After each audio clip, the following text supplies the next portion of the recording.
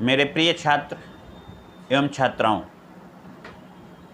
मैं आशा करता हूँ कि तुम सभी अपने घर में रहकर स्वस्थ और सुखी होगे। आज मैं तुम्हें साहित्य सागर के पद्य भाग से विनय के पद नामक पाठ को पढ़ाने जा रहा हूँ। इसके रचनाकार गोस्वामी तुलसीदास जी हैं।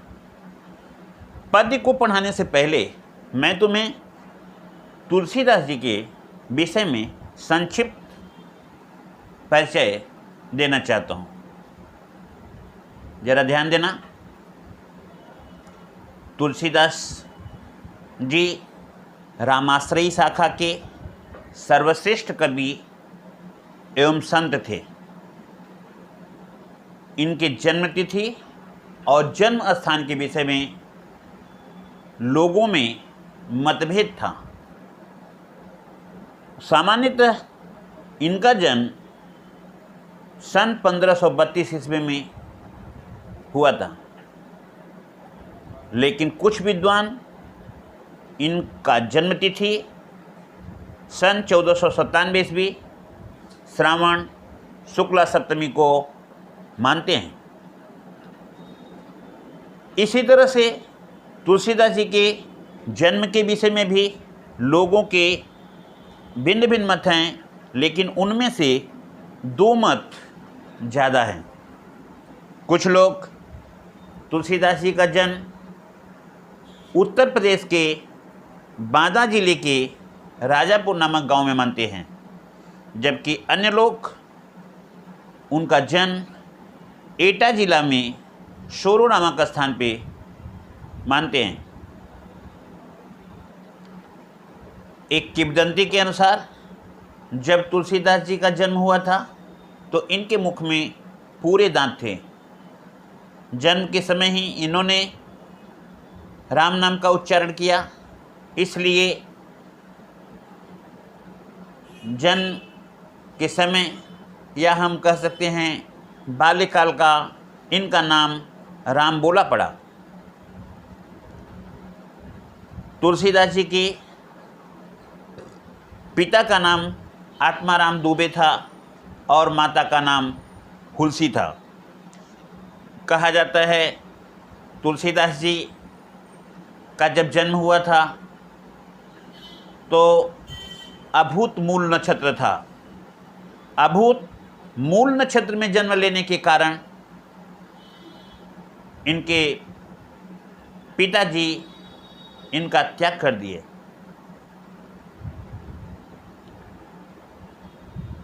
एक दासी ने तुलसीदास जी का पालन पोषण किया, लेकिन कहा जाता है 5 वर्ष की अवस्था में उस दासी जिसका नाम मुनिया था उसका भी देहांत हो गया।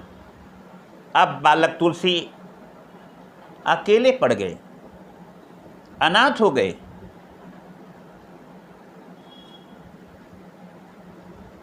तुलसीदास जी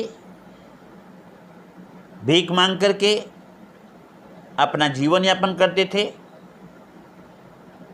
उसी बाल्यकाल में एक दिन उस समय के प्रख्यात गुरु बाबा नरहरि दास तुलसीदास जी को देखा। तुलसीदास जी के तेज को देख करके ये समझ गए कि यह तो बड़ा होनहार बालक है।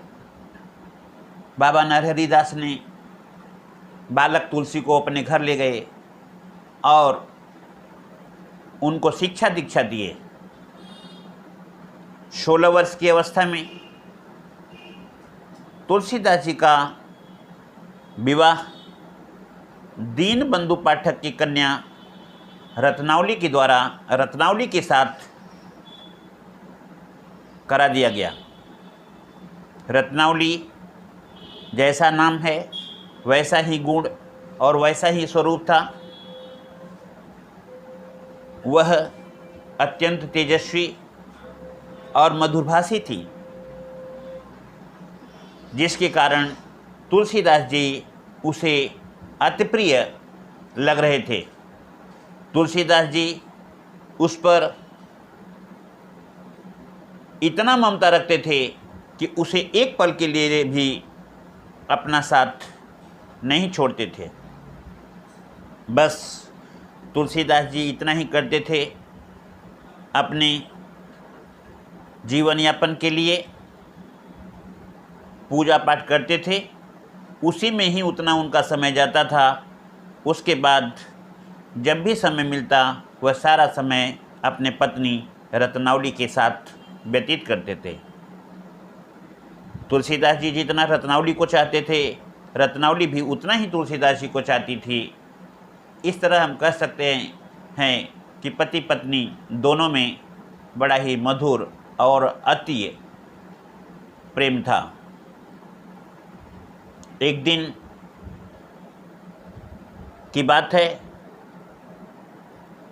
जब तुलसीदास कहीं पूजा पाठ कराने के लिए गए थे, उसी समय तुलसीदास जी की पत्नी रत्नावली बिना इन्हें बताए अपने मायके चली गई। जब पूजा पाठ से निवृत्त होकर के तुलसीदास जी घर पे आए और घर में लगा हुआ ताला देखे तो विचलित हो उठे। अगल बगल आस पड़ोस में पूछे तो लोगों ने बताया कि उसके भाई आए थे, आवश्यकता के कारण वह तुरंत लेके चले गए और ये चाबी दी गई है घर की। तुलसीदास जी उसी समय रत्नावली से मिलने के लिए चल दिए। कहा जाता है तूफान काफ़ी था, पानी बरस रहा था, लेकिन तुलसीदास जी उसी बरसते हुए पानी में सरयू नदी को पार करके आधी रात को अपने पत्नी रत्नावली के पास पहुँचे। ससुराल में तुलसीदास जी को आया हुआ देख करके रत्नावली को अच्छा न लगा, अतः उसने धिक्कारते हुए कहा, लाज न आवत आपको दौरे आए हूँ नाथ, धिक धिक ऐसे प्रेम को कहाँ कहूँ मैं नाथ। एक बार फिर से देखो, रत्नावली ने धिक्कारते हुए तुलसीदास जी को कहा, लाज न आवत आपको दौरे आयो नाथ, धिक धिक ऐसे प्रेम को कहाँ कहूँ मैं नाथ। अस्थि चर्म में देहमम तामे ऐसी प्रीत, ऐसी जो श्री राम में होत न भव भयभीत। कहा जाता है रत्नावली के इसी फटकार ने तुलसीदास जी के सांसारिक मोह माया और भोगों से विरक्त कर दिया। उनके हृदय में राम भक्ति जागृत हो उठी। घर को त्याग कर ये काशी आ गए। बनारस के पास काशी विद्या की उस समय की सर्वश्रेष्ठ नगरी थी। वहाँ पर इन्होंने काफ़ी दिनों तक विद्या अध्ययन किया, संस्कृत के प्रकांड विद्वान हुए और पुनः अयोध्या आ गए। अयोध्या में इन्होंने श्री रामचरितमानस की रचना की। कहा जाता है 2 वर्ष और 7 महीने में इन्होंने रामचरितमानस की रचना की, जो उस समय से लेकर के आज तक के सर्वश्रेष्ठ काव्यों में से एक माना जाता है। तुलसीदास जी की 12 रचनाएं हैं। रचनाएं तो अनेक है, लेकिन 12 रचनाओं का ज़्यादा उल्लेख किया जाता है। इसमें श्री रामचरितमानस, रामलला नछु, वैराग्य संदीपनी, रामज्ञा प्रश्न, जानकी मंगल, पार्वती मंगल, गीतावली, दोहावली, कवितावली, विनय पत्रिका, कृष्ण गीतावली, बरवे रामायण, सतसही इत्यादि है। तुलसी का इन रचनाओं में भगवान राम के चरित्र को उजागर किया गया है। इसमें संदेह नहीं है कि तुलसीदास जी की रचनाओं से प्रभावित होकर के इनकी काव्य की श्रेष्ठता को देख करके तुलसीदास जी को लोक नायक कवि कहा जाता है।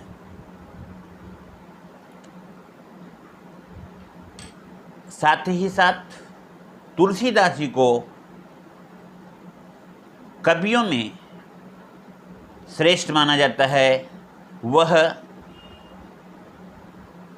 कवियों में उसी तरह से चमकते हुए सितारे हैं जिस तरह से आकाश में चमकता हुआ सूर्य। इसके परिप्रेक्ष्य में एक दोहा भी कहा गया है, सूर सूर तुलसी शशि उड़गन केशवदास, अब के कवि खद्योतसम जहतः करत प्रकाश। किसी कवि ने इसे कहा है कि रचनाओं में सूरदास जो कृष्ण की रचना किए हैं और गोस्वामी तुलसीदास जो भगवान श्री राम की रचना किए हैं, ये दोनों ही श्रेष्ठ कवि हैं। जिस प्रकार से सूर्य आसमान में चमक करके दिन में संसार को प्रकाश देता है, उसी प्रकार से रात में चंद्रमा चमक करके आसमान में धरती पर प्रकाश देता है। इस तरह हम कह सकते हैं कि सूर्य और चंद्रमा दोनों का ही महत्व बराबर है। तो यदि सूरदास जी सूर्य हैं तो गोस्वामी तुलसीदास जी चंद्रमा के समान हैं। अब मैं कविता या पद्य को पढ़ रहा हूँ, ध्यान से देखना। तुलसीदास जी का रचना विनय के पद जो पढ़ रहे हैं उसे ध्यान से देखो और उसका भावार्थ हम भी बताएंगे, फिर से देखना एक बार। इनकी पहली पद्य रचना जो है पेज नंबर 88 पे देखोगे, ऐसे कहीं किताबों में ऐसे लिखा हुआ है, कहीं ऐसो लिखा हुआ है। यहाँ पे मैं तुम्हारे बुक का लिखित भाषा बोल रहा हूँ। ऐसो को उदार जग माही, ऐसो को उदार जग माही, बिनु सेवा जो द्रवय दीन पर राम सरिस को नाही।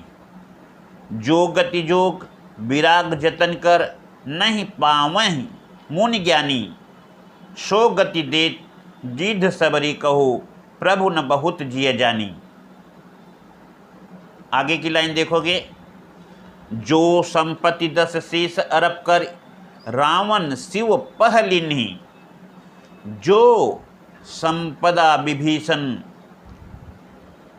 लाइन दोहरा दे रहे फिर से, जो संपत्ति 10 शीश अरब कर रावण शिव पहलिन्ही, सो संपदा विभीषण कह अति सकुच सहित प्रभु दिनी।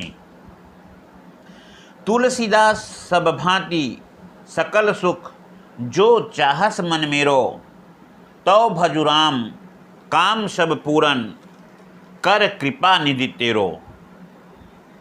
ऐसो को उदार जग माही, ऐसो को उदार जग माही। ध्यान देना, यह तुलसीदास जी का इस विनय के पद का पहला पद है। थोड़ा मैं तुम्हें कुछ कठिन शब्दों के अर्थ बता दे रहा हूँ। जैसे उदार, उदार मने आकुलता, द्रव्य, द्रवित होना, सरिष, समान, जोग, योग, विराग, विराग का मतलब वैराग्य, जतन, यत्न, ज्ञानी, ज्ञानवान, सकुच, संकोच, अर्प, अर्पण करना या अर्पित करना, और चाहस, चाहत, कृपा निधि, कृपा के सागर, भजो, भजन करना, पूरन, पूर्ण। इन शब्दों के अर्थ मैंने तुम्हें बताया। यदि कुछ और भी शब्द तुमको कठिन हो तो तुम मुझसे पूछ सकते हो या मैसेज कर सकते हो, उसके हम अर्थ तुम्हें बता सकते हैं। अब इस पद का भावार्थ में तुम्हें बताने जा रहा हूँ, ध्यान से सुनो। इस पद में गोस्वामी तुलसीदास जी ने अपने भगवान श्री राम के प्रति अनन्य भक्ति को दिखाया है। हम कह सकते हैं कि वे श्री राम के अनन्य भक्त, अपनी भक्ति के लिए ही उन्होंने अपने सारे पदों में भगवान श्री राम का नाम लिया है। ऐसे को उदार जग माहि, इस पद में तुलसीदास जी, इस पद में तुलसीदास जी भगवान श्री राम के गुणों का वर्णन करते हुए उनकी उदारता को दिखाया हुआ है। और कहते हैं, गोस्वामी तुलसीदास जी कहते हैं, इस संसार में भगवान श्री रामचंद्र जी के समान उदार और कोई नहीं है, और कभी हो भी नहीं सकता है, क्योंकि वह अपने दीन भक्तों पर काफ़ी कृपा करते हैं। वह अपने दीन भक्तों पर काफ़ी कृपा करते हैं, और वह कृपा बिना किसी सेवा के करते हैं। अर्थात भगवान श्री राम अपने भक्तों पर द्रवित होते हैं और उनके मनोरथ को पूरा करते हैं। जिस गति को प्राप्त करने के लिए जोगी, बैरागी, मुनि, तपस्वी, ज्ञानी भिन्न भिन्न प्रकार की साधनाएं करते हैं, और गति मीन्स होता है मोक्ष को नहीं पाते हैं, वह गति भगवान श्री राम अपने भक्त सबरी और पक्षियों के राजा जटायु को बिना किसी सेवा भाव के ही दे दिया। कहा जाता है, जिस संपत्ति को प्राप्त करने के लिए रावण ने भगवान शिव की आराधना की, प्रसन्न न होने पे भगवान शिव को एक एक करके अपने सभी सिर को यज्ञ कुंड में डाल दिया, तब भगवान शंकर प्रसन्न होकर के उन्हें धन, दौलत, वैभव, भक्ति से सब से उसे संपन्न कर दिया, और लंका जो सोने की नगरी कही जाती है, वह भगवान शंकर की दी हुई संपत्ति है। लेकिन भगवान श्री राम लंका के राजा रावण को मारकर विभीषण का जब राज्याभिषेक किए और लंका को उसे दिए, उस विभीषण को दिए, तो उन्हें बहुत संकोच हो रहा था कि उन्होंने विभीषण को कुछ भी नहीं दिया। तुलसीदास जी अपने मन को संबोधित करते हुए कहते हैं कि हे मन, यदि तुम सभी प्रकार के अपनी मनोकामनाओं को पूरा करवाना चाहते हो तो भगवान श्री राम का भजन करो, क्योंकि भगवान श्री राम ऐसे प्रभु हैं जो तुम्हारे मन को, तुम्हारी कामना को पूरा करेंगे। वे कृपा के सागर हैं, तेरी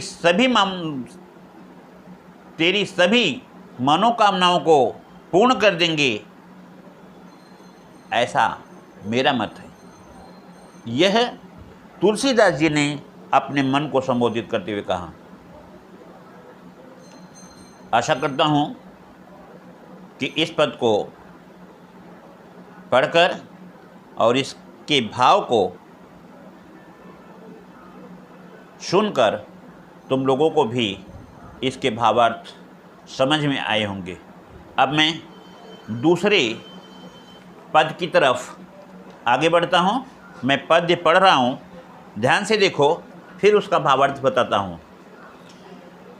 जाके प्रिय न राम वैदेही, तजिए ताहि कोटि बैरिसम, यद्यपि परम स्नेही। तजो पिता प्रहलाद विभीषण, बंधु भरत महतारी। बलिगुरु तजो कंत ब्रज बनितन, भय मुद मंगलकारी। नाते नेह राम के मनियत, सुहिद सुसेव्य जहाँ लो। अंजन कहाँ आँख जेह फूटे, बहुतक कहूँ कहाँ लो। तुलसीदास सब भांति परम सुख, पूज्य प्राण ते प्यारो। जासो होए स्नेह राम पद, ए तो मतो हमारो। इस पद में तुलसीदास जी ने स्पष्ट किया है कि जिस व्यक्ति के मन में भगवान श्री राम और माता जानकी के प्रति प्रेम न हो, उन्हें कोटि बैरी के समान समझ करके छोड़ देना चाहिए। इस वाक्य के भाव को समझ करके यह हम कह सकते हैं तुलसीदास जी भगवान श्री राम के अनन्य भक्त थे। अपनी बात को स्पष्ट करते हुए उन्होंने कहा कि जाके प्रिय न राम वैदेही, जिन लोगों में राम और सीता के प्रति अनुराग न हो, ऐसे लोगों को कोटि बैरी सम, करोड़ों दुश्मन के समान समझ करके छोड़ देना चाहिए, चाहे वह कितना भी अपना स्नेही माने अपना प्रिय क्यों न हो। कुछ उदाहरण उन्होंने दिया है, थोड़ा ध्यान से देखो। तजो पिता प्रहलाद विभीषण, बंधु भरत महतारी। प्रहलाद ने अपने पिता को छोड़ दिया, विभीषण ने अपने भाई रावण को छोड़ दिया, भरत ने अपने माता कैकेयी को छोड़ दिया, बलि ने अपने गुरु को छोड़ दिया और ब्रज की वनिताओं ने अपने पतियों को छोड़ दिया। नाते नेह राम के मनियत, सुहित सुसेव्य जहाँ लो। मतलब है जो व्यक्ति भगवान श्री राम से और माता जानकी से प्रेम करता है, हमें उन्हीं से स्नेह रखना चाहिए, या वही हमारे मित्र हैं, वही हमारे सेवक हैं, वही हमारे सब कुछ हैं। जिन लोगों में राम के प्रति भक्ति न हो, माता सीता के प्रति भक्ति न हो, अनुराग न हो, ऐसे व्यक्ति को हमें छोड़ देना चाहिए। एक उदाहरण में उन्होंने कहा है, जिस अंजन को आँख में लगाने से आँख ही फूट जाए, उस अंजन को लगाने से क्या फ़ायदा। यहाँ कहने का तात्पर्य है कि जिस ईश्वर की पूजा करने से उसका कोई फल न मिले, हमारा सारा जीवन पूजा पाठ में ही व्यतीत हो जाए, हमें ऐसे पूजा पाठ से विरक्त हो जाना चाहिए, या ऐसे पूजा पाठ को करने से कोई लाभ नहीं है, उसे छोड़ देना चाहिए। तुलसीदास जी कहते हैं लास्ट में, देखो ध्यान से, दूसरी लाइन जो है 2 लाइन नीचे से, तुलसी सो सब भांत परमहित पूज्य प्रांते प्यारो, जासो होय स्नेह राम पद ई तो मतो हमारो। तुलसीदास जी कहते हैं जिन व्यक्तियों में माता सीता और भगवान श्री राम के प्रति प्रेम हो, स्नेह हो, भक्ति हो, वही व्यक्ति हमारा सेवक हो सकता है, वही व्यक्ति हमारा परम मित्र हो सकता है, वही व्यक्ति हमारा कल्याण कर सकता है। इसलिए उन्हीं व्यक्तियों से हमें स्नेह करना चाहिए। अब एक बार मैं फिर से इसको दोहरा देता हूँ, थोड़ा सा फिर से देख लो जल्दी से, दोहरा रहे हैं, फिर से देखो ध्यान से। जाके प्रिय न राम वैदेही, तुलसीदास जी अपनी भक्ति को स्पष्ट करते हुए कहते हैं, संबोधित करते हैं कि जिसे भगवान श्री राम में भक्ति न हो, माता जानकी को प्रिय न हो, ऐसे व्यक्ति को बैरी के समान समझ करके छोड़ देना चाहिए, चाहे वह हमारा कितना ही परम स्नेही माने, चाहे कितना भी हमारा प्रेमी क्यों न हो, मतलब कितना भी अपना प्रिय हो, लेकिन ऐसे व्यक्ति को छोड़ देना चाहिए जिनके अंदर राम और सीता के प्रति अनुराग न हो। उदाहरण उन्होंने दिया है, प्रहलाद ने अपने पिता का त्याग किया था, विभीषण ने अपने बंधु रावण का त्याग किया, भरत ने अपनी माता कैकेयी का त्याग किया था,